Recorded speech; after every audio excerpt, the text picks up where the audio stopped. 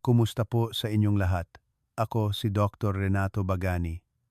Sa loob ng 35 taon ng aking propesyon, nakaharap ko ang libu-libong pasyente ng diabetes sa buong bansa. Ang pinakamasakit para sa akin ay hindi ang makita ang mataas na blood sugar levels, kundi ang makita ang luha ng mga lolo at lola kapag hawak nila ang resulta ng diagnosis ng kidney failure, stage 3B o 4. Karaniwan nating naririnig ang kasabihang dalawang mata ang kayamanan, dalawang kamay ang kahirapan, ngunit para sa mga may diabetes, ang dalawang kidney ang pinakamahalaga. Kapag malusog ang kidney, masarap ang lahat ng kinakain at nakakatulog kayo ng mahimbing hanggang umaga. Ngunit kapag mahina na ang kidney, bawat pagkain ay nagiging isang labanan, maputla ang balat, makati ng matindi, at patuloy na pagod. Ang video na ito ngayon ay hindi lamang kaalamang medikal, kundi ang aking dedikasyon na binuo mula sa mga totoong kaso ng pasyente, ang mga masakit na pagkakamali na nagawa ng marami. Ipinapangako kong ibabahagi ko ito ng dahan-dahan, ng detalyado upang madaling maunawaan at mailapat ninyo kaagad. Kung sa tingin ninyo ay mahalaga ang paksang ito at gusto ninyong protektahan ang huling panangga ng inyong katawan, mangyaring suportahan ninyo ako sa pamamagitan ng pag-like sa video at pag-subscribe sa channel. Ang maliit na pagkilos ninyo ay makakatulong upang maabot ng video na ito ang iba pang mga kaibigan at kapitbahay na nalilito sa kung paano kumain. Maraming salamat po. Bago tayo tumungo sa 4 na ipinagbabawal na pagkain, gusto kong maintindihan ninyo ng malinaw kung bakit ang mga taong may diabetes ay 3 hanggang 4 na beses na mas madaling magkaroon ng kidney failure kaysa sa mga normal na tao. Isipin ninyo ang inyong kidney bilang ang filter ng air conditioner o ang filter ng kape. Ang trabaho nito ay mag-filter ng dugo, panatilihin ang mga magagandang sangkap at ilabas ang mga lason sa pamamagitan ng ihi. Kapag may diabetes kayo, ibig sabihin ay mataas ang blood sugar levels ninyo. Ang inyong dugo ay hindi na manipis at makinis, kundi malapot at malagkit tulad ng asukal na tubig o pulot. Kapag ang matamis at malagkit na dugo na ito ay dumadaloy sa kidney araw-araw, buwan-buwan, ito ay magiging sanhi ng pagdikit, pagbara at pagkasira ng maliliit na filter sa kidney. Sa panahong ito, ang kawawang kidney ay kailangang magtrabaho ng doble o triple upang itulak ang malapot na dugo. Kapag mas nagtrabaho ng labis, mas mabilis itong mapagod.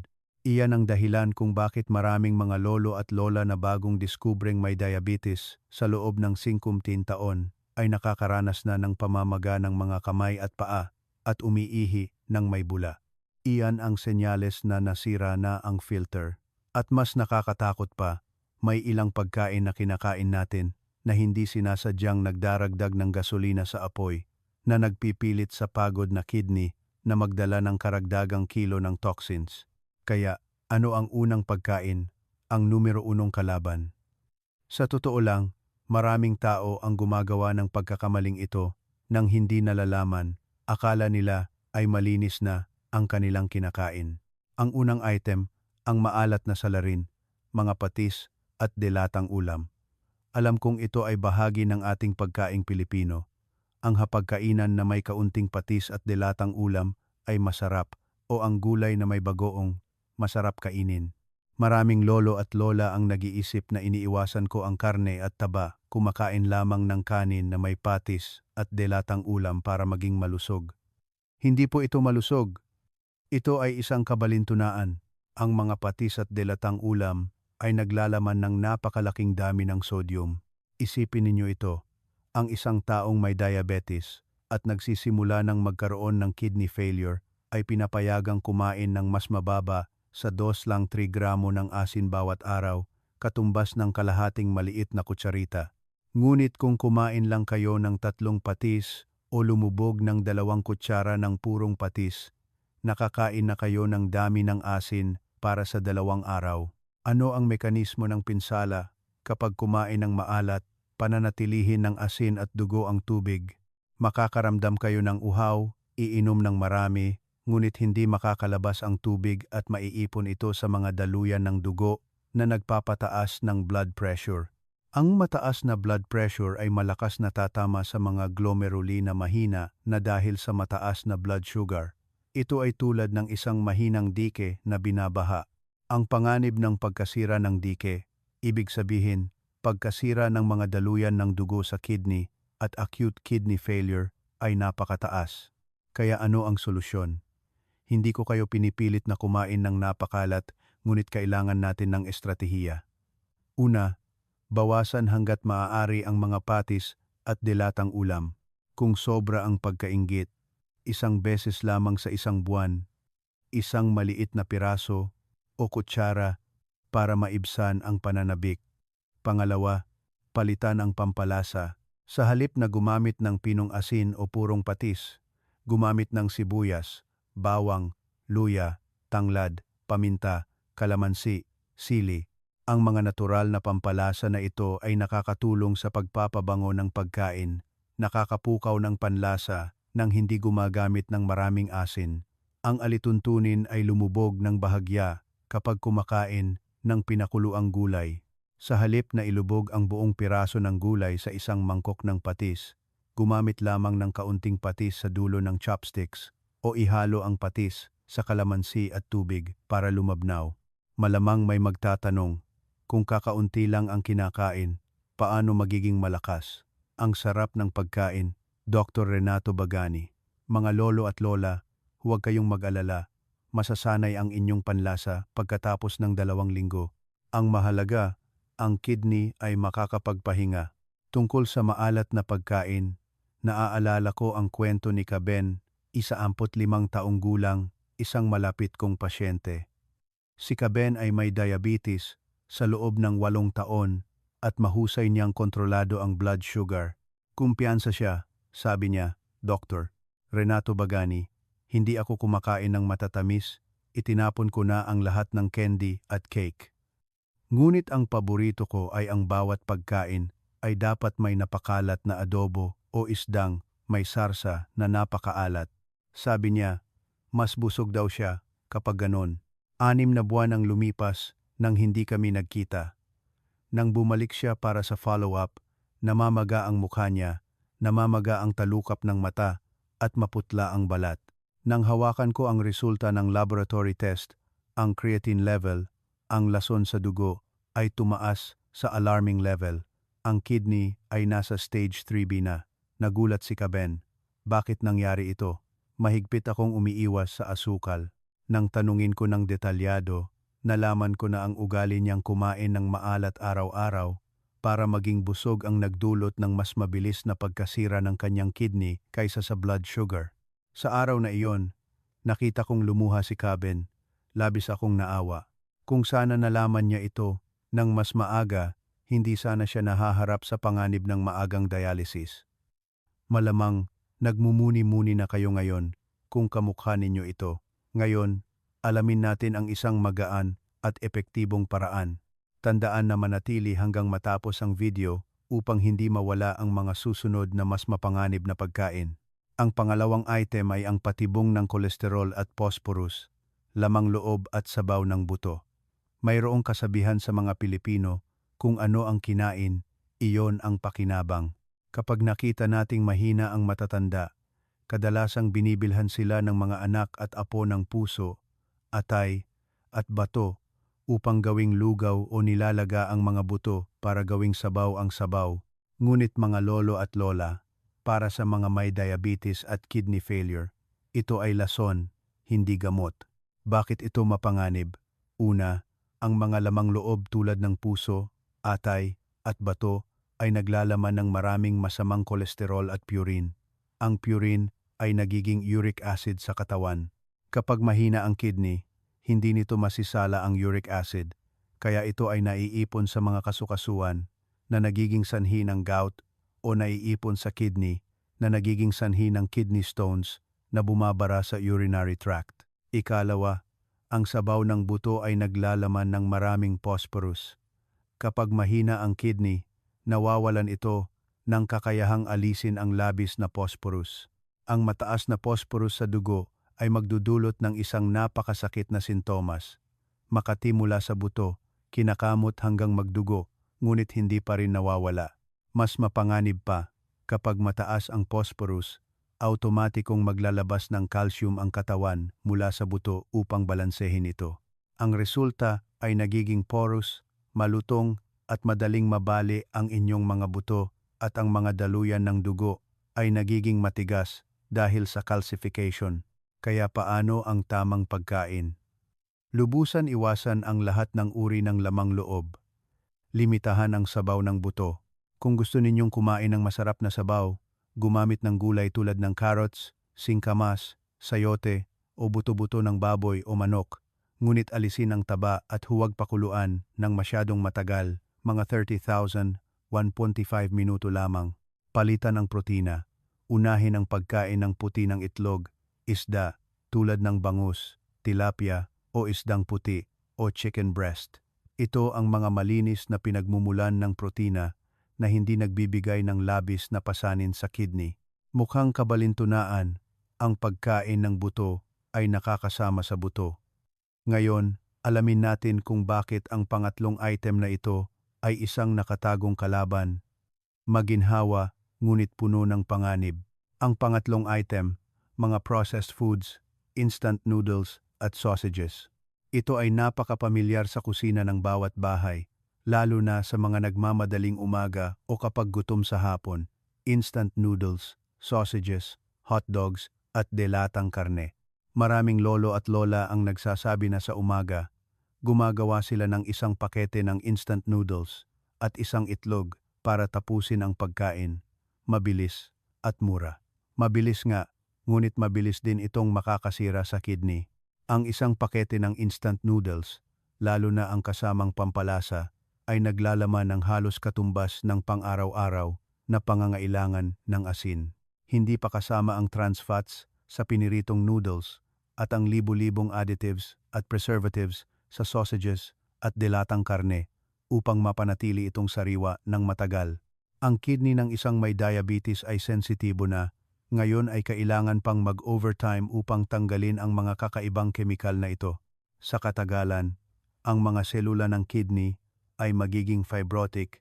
Ang payo ko, Dr. Renato Bagani, subukang bawasan hanggat maaari ang mga delatang pagkain at instant foods. Kung ano ang panahon, iyon ang kainin. Ang sariwang pagkain ay palaging pinakamabuti. Isang maliit na tip, kung minsan ay nagke-crave kayo ng instant noodles o hindi kayo nakahanda ng kanin, gawin ito upang mabawasan ang pinsala. Una, ilubog ang noodles sa kumukulong tubig ng isang beses, pagkatapos ay itapon ang tubig upang maalis ang langis at pangkulay. Ikalawa, itapon ang pampalasa, sa halip ay lagyan ng kaunting pampalasa mula sa inyong kusina at kinakailangan na magdagdag ng maraming gulay tulad ng toge, pechay, kangkong at kaunting karne o itlog upang madagdagan ang fiber at protina na nakakatulong upang hindi biglang tumaas ang blood sugar pagkatapos kumain. Sinasabi ko ito upang makita ninyo na minsan, maaaring maging flexible tayo ngunit huwag abusuhin. Ngunit ang huling item na ito ang pinaniniwalaan ng marami na mabuti, iniinom bilang kapalit ng tubig. Ngunit hindi nila alam na sinisira nila ang kanilang sarili.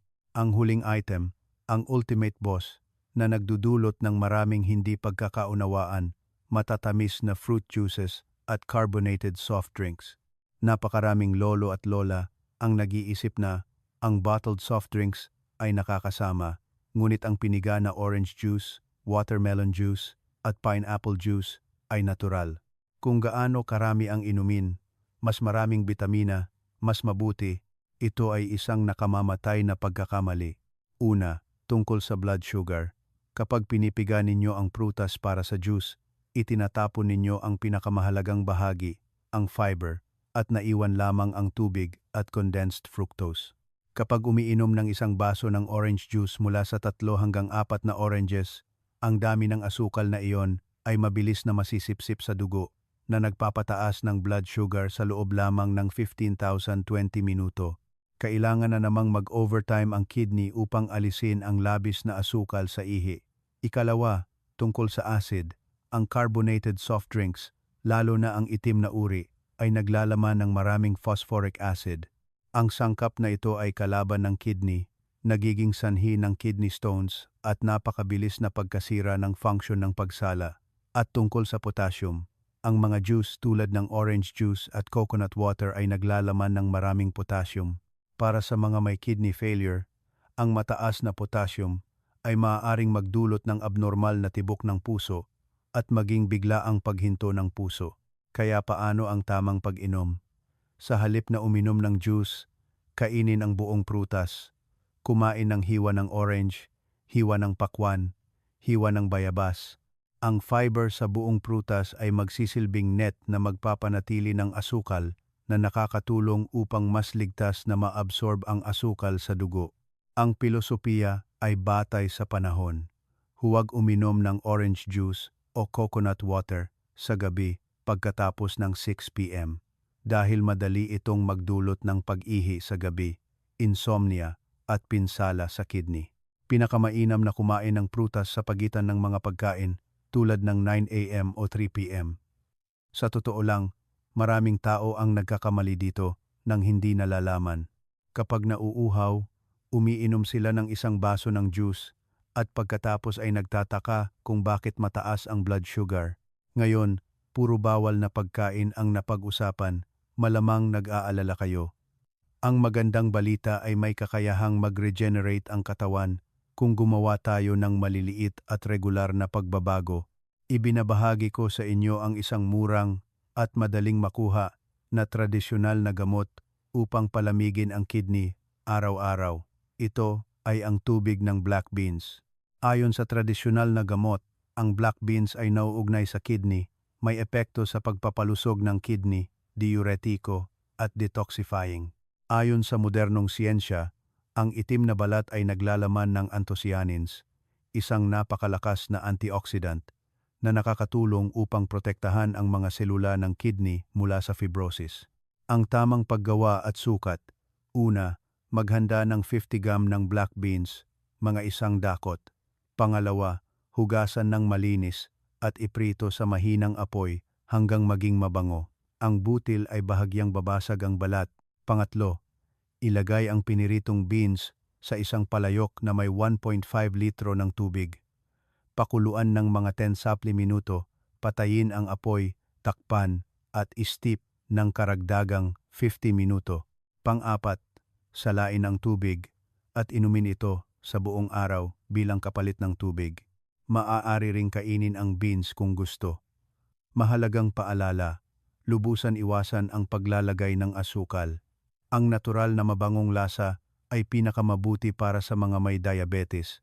Ang tubig na ito ay napakabuti para sa mga may diabetes, mataas na blood pressure, o init sa katawan at mga pimples. Ngunit may isang grupo ng tao na lubusan iwasan ang paraang ito o kailangan nilang kumonsulta ng maigi sa doktor. Sino sila? Sasabihin ko kaagad. Mga lolo at lola. Mangyaring bigyang pansin ang bahaging ito, ang black bean water o mais na tubig ay napakabuti. Ngunit kung na-diagnose na kayo ng doktor na may kidney failure, stage 3B, 4 o 5 o nasa dialysis, nakakaranas ng matinding pamamaga, kakaunti ang ihi o walang ihi, lubusan iwasan ang pag-inom ng maraming tubig ng mag-isa kahit na herbal na gamot. Sa panahong ito, nawala na ang kakayahan ng kidney na mag-filter ng tubig. Kung uminom kayo ng 1.5 litro ng black bean water, ang tubig na iyon ay maiipon sa loob ng inyong katawan, papasok sa baga na nagiging sanhi ng acute pulmonary edema, heart failure, na mapanganib sa buhay. Para sa grupong ito, ang dami ng tubig na iinumin ay dapat na maingat na kalkulahin ng doktor. Kadalasan ang dami ng ihi mula sa nakaraang araw plus 300,500 ml. Tandaan, ang payo sa internet ay para lamang sa sanggunian. Ang utos ng direktang doktor ang pinakamataas. At para sa mga lolo at lola na malusog pa ang kidney o bagong simula pa lang ng mahinang kidney, stage 1002 at maayos ang pag-ihi, ang black bean water ay isang gintong kaibigan. Upang madali ninyong matandaan at mailapat kaagad, pagkatapos panoorin ang video na ito, binubuod ko ang 5 mahahalagang bagay upang iligtas ang kidney. Una, alisin ang ugali ng maalat na paglulubog, bawasan ang patis at dilatang ulam. Sanayin ang sarili sa pagkain ng mas mababa ang asin, unahin ang steam at boil. Pangalawa, bawasan ang masamang protina, iwasan ang lamang loob, limitahan ang sabaw ng buto, lumipat sa pagkain ng isda at puti ng itlog. Pangatlo, iwasan ang processed foods, instant noodles at sausages. Ang dilatang pagkain ay isang nakatagong kaaway. Pang-apat, kumain ng buong prutas sa halip na uminom ng juice. Huwag uminom ng carbonated soft drinks. Pang-lima, uminom ng sapat na tubig. Kung hindi pa malala ang kidney failure, uminom ng 1.5 na 2 litro ng tubig araw-araw kasama na ang black bean water. Tingnan ang kulay ng ihi. Ang maputlang dilaw ay sapat na. Mga lolo at lola, sinasabi nila na ang kalusugan ay ginto, ngunit para sa ating matatanda, ang kalusugan ay napakahalaga, hindi mabibili ng anumang ginto o pilak. Ang kidney ay ang ugat ng buhay. Ang pagpapanatili ng malusog na kidney ay pagpapanatili ng buhay, pagpapanatili ng ngiti upang makasama ang mga anak at apo sa loob ng karagdagang 5-10 taon. Alam kong napakahirap baguhin ang mga gawi sa pagkain sa loob ng ilang dekada. Ang pagkain ay isang kahirapan. Kailangan mong pigilin ang iyong sarili, kailangan mong umiwas, minsan nakakalungkot. Ngunit isipin ninyo ang sitwasyon kung saan kailangan ninyong humiga sa kama na nakadialysis, na puno ng tubo ang mga kamay at paa, na nagbibigay ng hirap sa inyo at sa inyong mga anak at apo. Kung ihahambing sa sakit na iyon, ang pagbabawas ng kaunting asin, ang pag-iwas sa isang baso ng soft drink ngayon, ay hindi gaanong mahalaga, hindi ba? Naniniwala ako na magagawa ninyo ito. Simulan ang pinakamaliit na pagbabago ngayon sa hapunan. Sa 4 na pagkaing nabanggit ko, patis at dilatang ulam, lamang loob, processed foods, matatamis na fruit juices, alin ang madalas ninyong kainin, at aling pagkain ang determinado kayong iwanan ngayon? Mangyaring magkomento ng ako ay determinado at ang pangalan ng pagkain sa ibaba upang malaman ko at masusuportahan ko ang inyong espiritu. At kung nakita ninyong kapaki-pakinabang ang video na ito, mangyaring ibahagi ito sa inyong mga kaibigan, sa inyong mga kapitbahay. Sino ang nakakaalam, baka ang isang pagbabahagi ninyo ay makakatulong sa isang tao na maiwasan ang parusang kidney failure. Sa susunod na video, ibabahagi ko ang isang napaka-interesanteng paksa na marami ang nagtatanong, 7 uri ng tradisyonal na tubig na naglilinis ng kidney na madaling makita sa paligid ng bahay. Upang hindi mawala, tandaan na mag-subscribe sa channel ngayon. Naway palagi kayong maging malusog, matatag ang blood sugar, at matatag ang kidney. Ako, si Dr. Renato Bagani, ay bumabati at umaasang magkikita tayong muli